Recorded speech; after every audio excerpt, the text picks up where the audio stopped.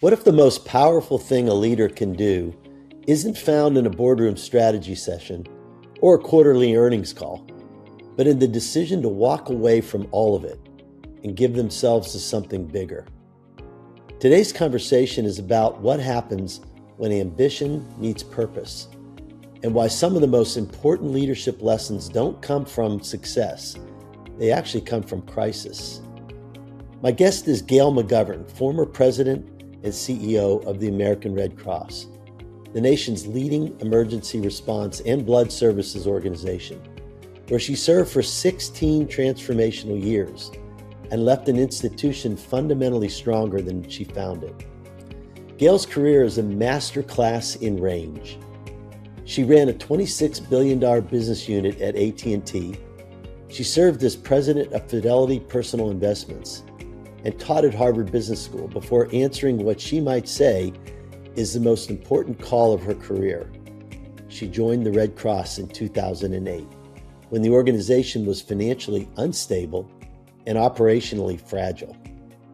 At the heart of Gail's leadership is a fierce belief that doing the right thing isn't optional, even when it's costly and even when it's second-guessed. She's led through earthquakes, hurricanes, and global pandemics. And through it all, her compass never moved. This episode explores what it takes to rebuild a legacy institution from the inside out, and what integrity, decisiveness, and genuine care for people look like when the stakes couldn't be higher. I'm Walt Rakowich, and I'm grateful to have you here as we explore what it means to practice transformative leadership on Off the Rack.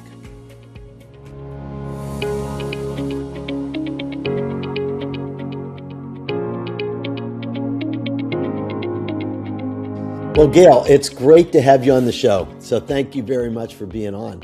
Can't wait to talk to you today. Thank you. I'm looking forward to it myself. Gail, you know, we both have a connection to Harvard Business School. You were a professor, and I was a student when I was 25 years old in 1983. And it was one of the most intense things that I've ever done. But on the fun side, did you ever spend time at, what was your favorite place to hang out? We used to always hang out at the Boathouse Bar there. I still remember on AFK Street. But do you have a favorite place? Well, I have to say it was tempting to hang out with my students, but once you cross that line, it's really hard to come back. Yeah, you can't do that. And the last thing I wanted to do was teach with a hangover, so I didn't have a favorite bar. Oh my gosh. And I will tell you, I had many Friday night hangovers from the Boathouse, that's for sure. It's just a rite of passage at that place. Oh, I know. Oh my gosh. I burned a lot of brain cells there, that's for sure. So Gail, tell us a little bit about your background, maybe your family, your upbringing. And I'm particularly interested in how, that upbringing shaped you as a leader. What is it you learned when you were, a kid and growing up? Yeah. Yeah. So I was born in Brooklyn, and when I turned 5 years old, my parents moved my brother and me to suburbia, which is a small town called Springfield, New Jersey. And my dad is an optometrist. He was a genius, and I don't say that lightly. He had an IQ of 169, and he entered college when he was 14 years old. And he, at 18 years old, he had a master's degree in thermonuclear dynamics. Don't ask me what that is. I have no idea what it is. Oh my gosh. My mom actually got into med school. She was 16 when she went to college, but she decided not to become a doctor, and she became a stay-at-home mom. And she was 21 years old when I was born. So both of them gave back. My mom was a Girl Scout leader. My dad wouldn't charge people who couldn't afford their glasses.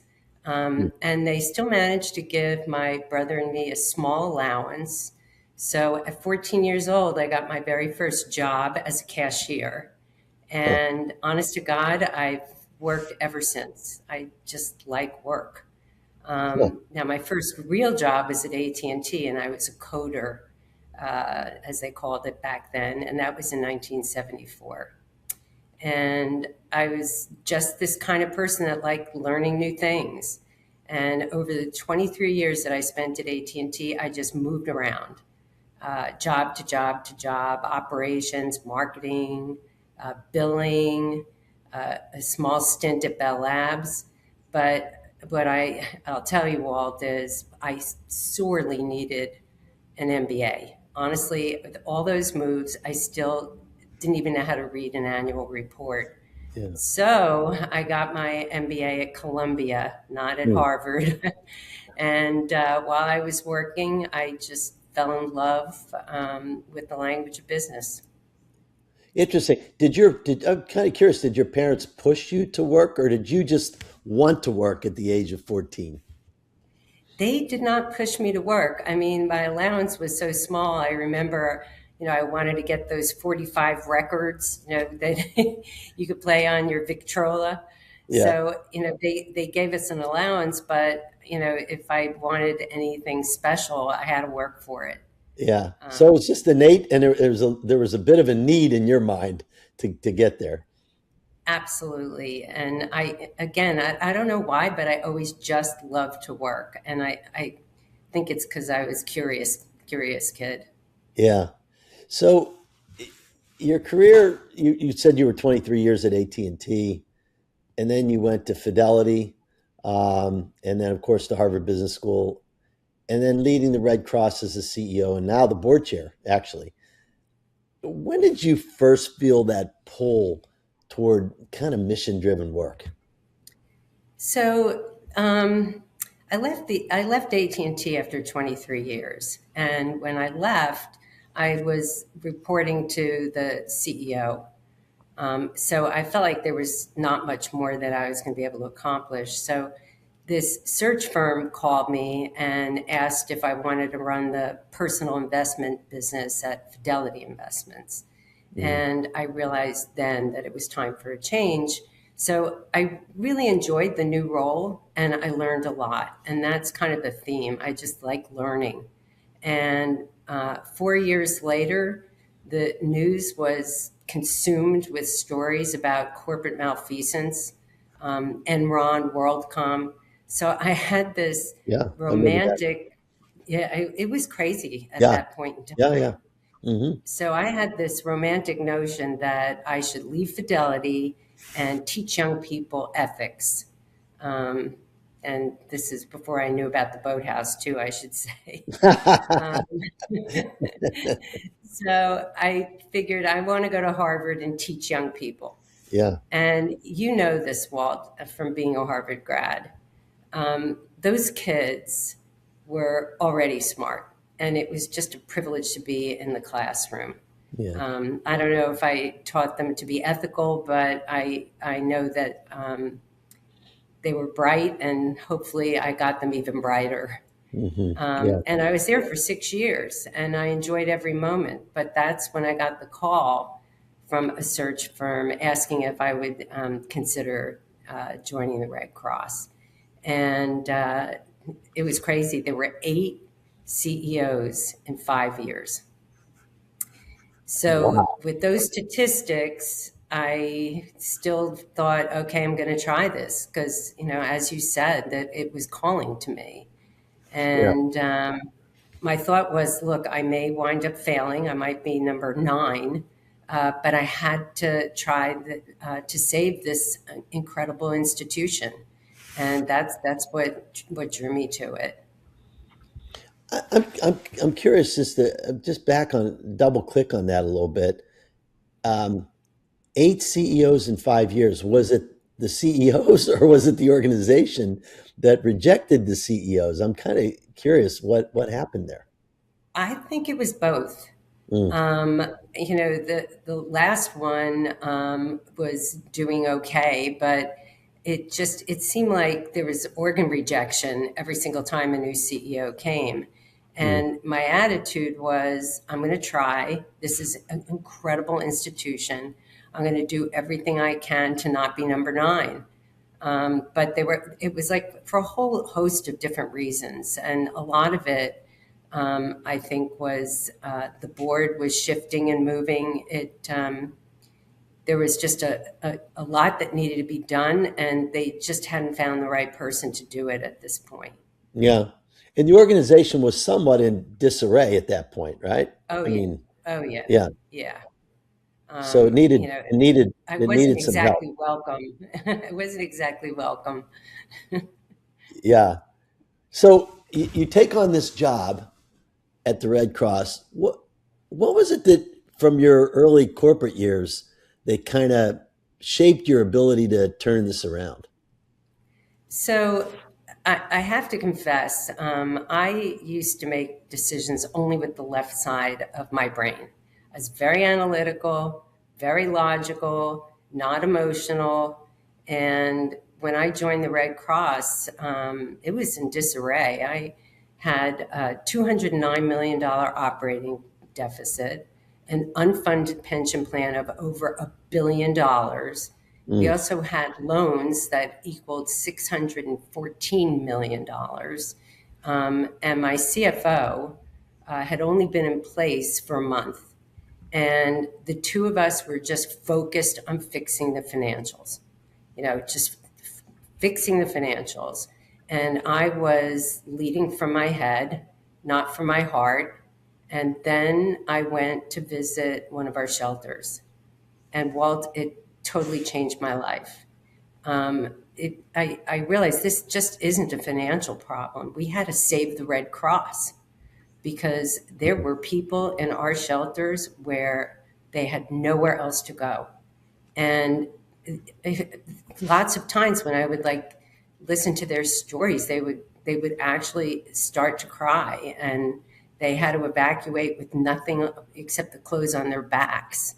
And their stories were heartbreaking, and often I wound up getting weepy as they were telling me their story. And the person I was trying to comfort sometimes would wind up comforting me. It was just it was not it was not a financial move at that point. I just fell in love with it. Um, but and you had to fix the financials though too, because otherwise there's no way you could serve those individuals. You're exactly right. You're exactly right. But I tried to not only lead from my head at that point, Yeah. because it was all about getting the ship righted. But I also started, thinking through my heart as well as my head. And it Yeah. changed me as a leader. And, getting the financials in order, that was really, really difficult. But my CFO and I could see a pathway. But it felt so important to get it right. Yeah. What did what did it feel like to walk into an organization in crisis though? I mean, what was the mood? What were people like around you, and how did you kind of lean into it and lead in that environment? Well, to say that I felt unwelcome at first was a bit of an understatement. I invited about 200 or so chapter leaders, and we were in an in-person meeting. And we had an evening get together the uh, first evening, and then the next day, the senior leaders and I were going to show them the plan on how to break even. And before the meeting, we had this evening event, and people were coming up to me and saying things like, "Hope you brought your bulletproof vest," or I mean, it was crazy. And then, we got rid of 8 CEOs in 5 years, and we can get rid of you. I mean, this is the feeling Oh in my the gosh. room. So I got to my hotel room, and I literally started looking for flights at Expedia because I thought, I don't need this. I'm going to just go home. And instead, I calmed myself down and I started writing a speech. And I pulled an all nighter, and I got up And I spoke about why the country needs a vibrant and healthy Red Cross. And I said, I said all this from my heart, not from my head. Because that night, looking at all the incredible things that Red Cross does, it really changed me. I was speaking from my heart, not just my head. And some of the audience actually started to cry. Others were embarrassed. But when I asked after I gave that speech, "Are you with me?" they all stood up and they went wild.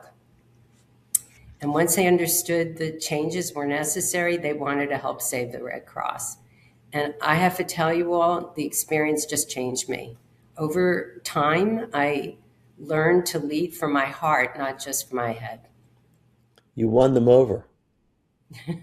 And it wasn't even my plan to win them over. I just wanted to understand why I was, attempting to fix the financials. And it was, the most emotional I had ever been at my work. Well, and in doing so, it changed you too. It really did. I mean, it really did. Your your Red Cross successor, CEO Cliff Holtz, who I'm friends with, described you as one of the most intuitive decision makers he ever met. Um, he basically said that you didn't let the fear of failure or what critics might say deter you from what you believed was the best thing to do, which is not easy.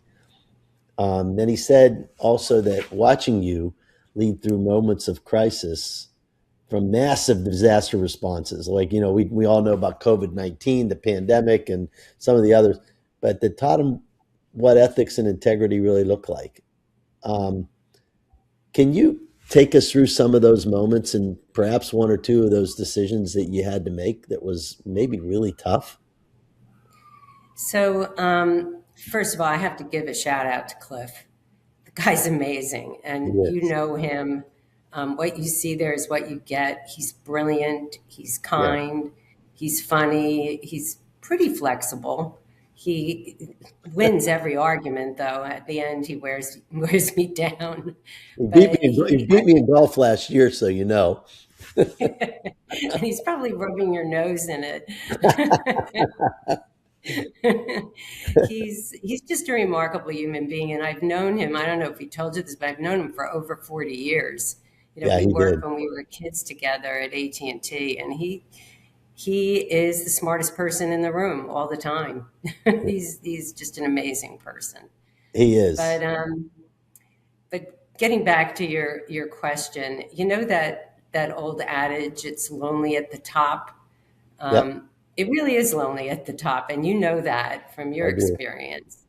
And I learned that sometimes the press is going to have a perspective, telling people that the Red Cross is saving lives isn't as interesting as the Red Cross had a misstep.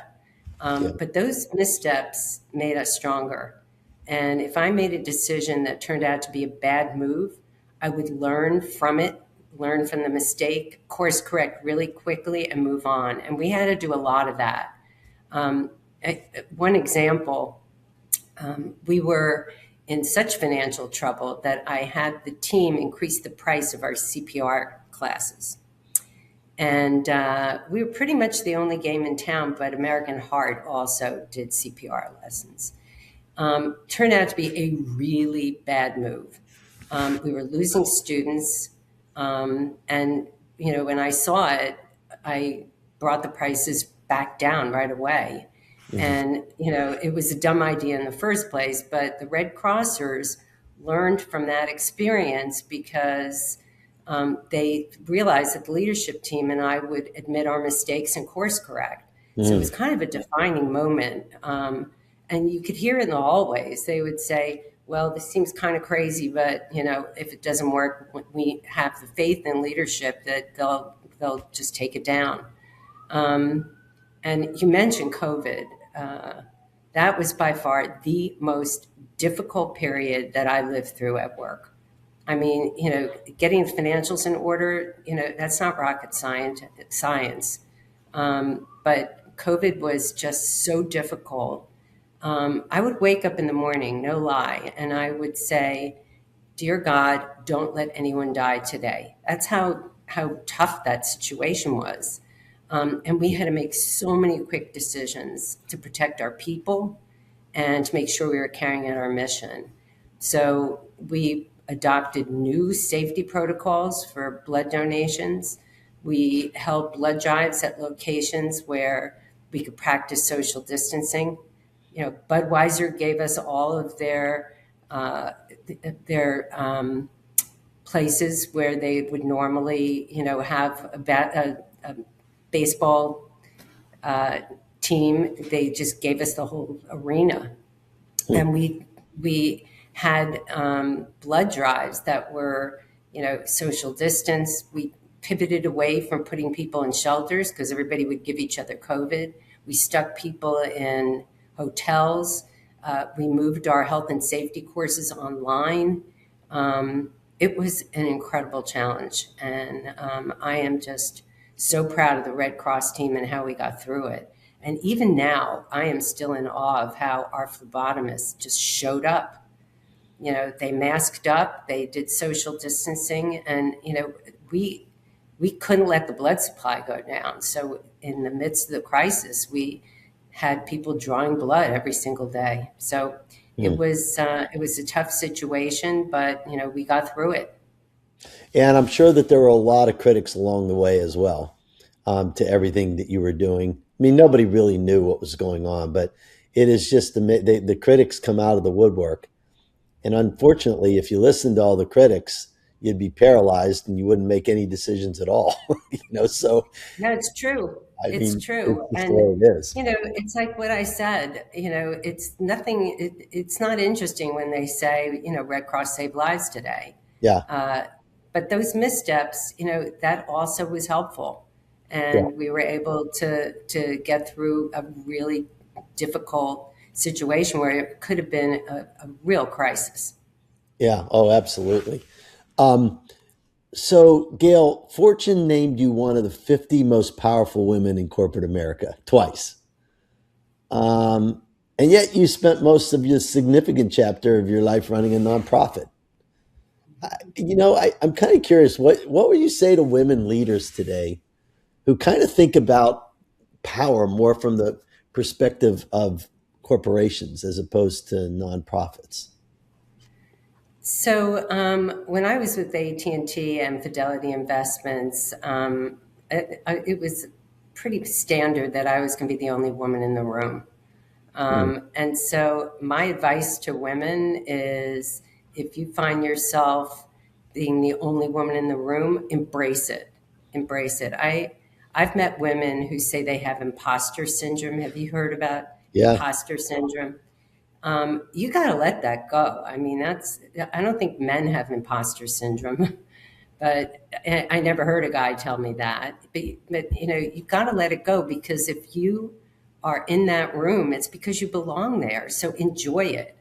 Mm. And most importantly, I would give the advice to women that women need to mentor other women, so that there will be a lot more people in the room. Very interesting point. Although I will tell you that men do have the imposter syndrome as well from time to time. I will tell you But when you guys don't let anybody know you're we having can it. That's the compartmentalize it. exactly. Yeah, I will tell you the day that I took over at Prologis in 2008, November 2008, I was scared to death. And I don't know if probably didn't lead people to see that, but honestly, I really was. And frankly, I really didn't know if I could do it. But fortunately, I had a great team behind me and we did manage to get through it. But your point here, I think that you belong there is very important. I mean, a lot of people, they think when they rise up to leadership roles, it's like, oh, I'm not sure I deserve this next role. But in fact, you do. Somebody thinks you do, or otherwise you wouldn't be there. That's exactly right.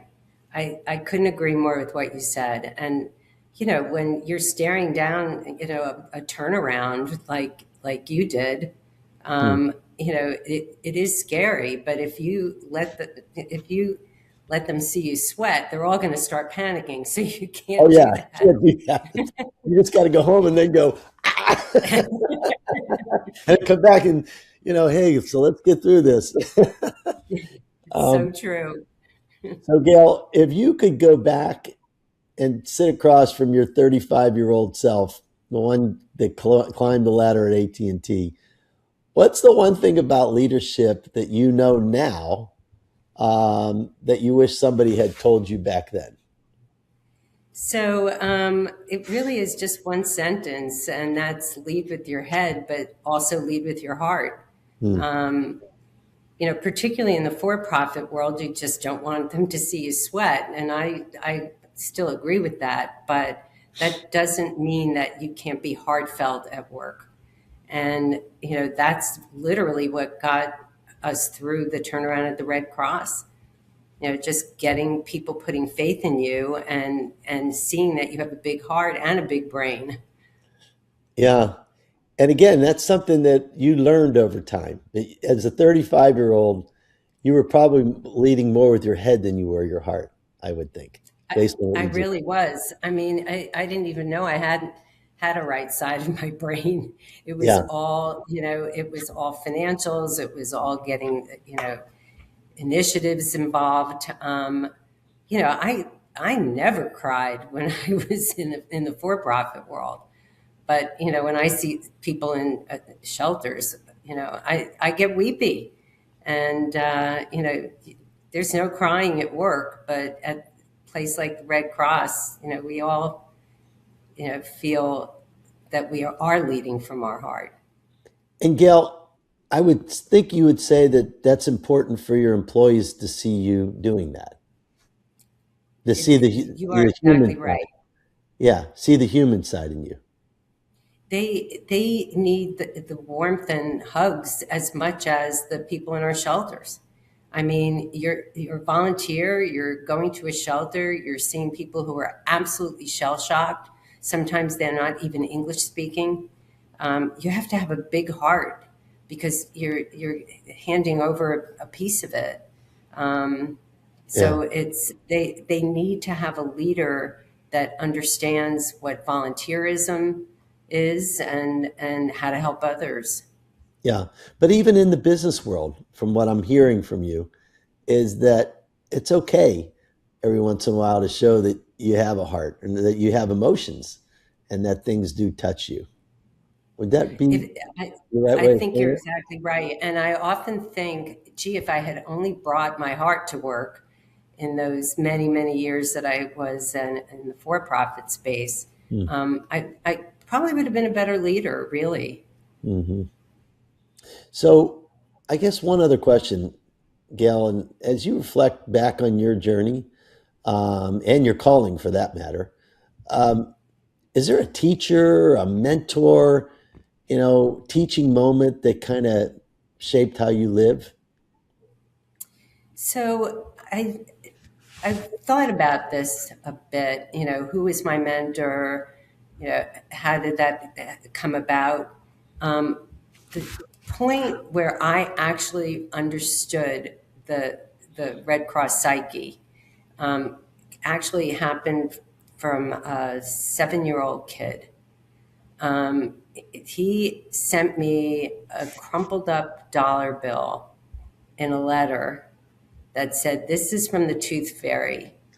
Will you use it to help somebody?" And in a weird way, it just restored my faith in everything. I mean, he asked if I could help somebody. It was like a gift to me. It restored my faith in the generosity of the American people. And that is one of the gifts that you have when you work for a for-profit. That dollar bill was as meaningful to me as, the $25 million that we got from one of our donors.